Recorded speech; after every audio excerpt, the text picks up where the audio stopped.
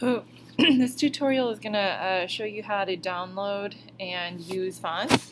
So there are plenty of sites out there that you can get free fonts, but dafont.com is one that is one I like to use simply because a lot of the fonts that are available are free for personal and sometimes commercial use.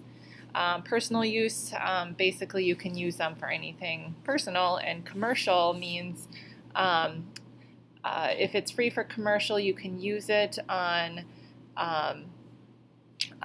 materials that you are selling. And so, for example, if you are using a brochure that's advertising a product that's going to be sold, if it's free for commercial, then you can use the font, but oftentimes you have to pay for the font.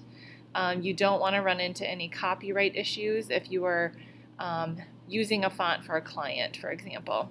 So let's say you like this Champion font. The other thing I like about dafont is you can type in the word that you want it to say under this custom preview, and it shows you what it looks like in that font. And the other thing is up above here there's all these font categories.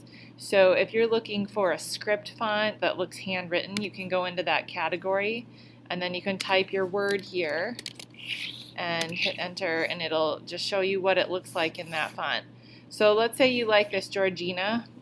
It's free for personal use, so I'm just going to download it.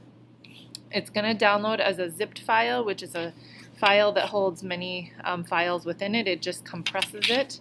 So this Georgina zip file, if I double click here, it's going to unzip the file and open it in my downloads folder.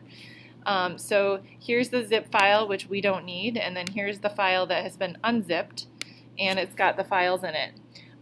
Any file that is a TTF or an OTF file, those are the files that you're going to load into your computer. So go to your, I'm going to open a new Finder window so that I can navigate to my font book. So if I go into my applications and scroll down to font book, I can open that.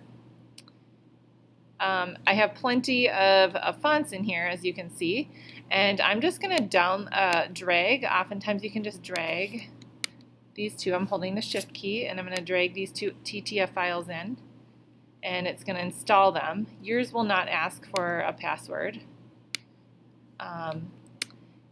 And then you should, once they're installed, you should be able to go to your application and actually use that font. Another way to do it is to click the plus button and then go to your downloads and find the file, install these two, and then you can install them, and it also works that way. And that's how you install fonts, and then they should be available in your drop-down font menus in the applications you're using.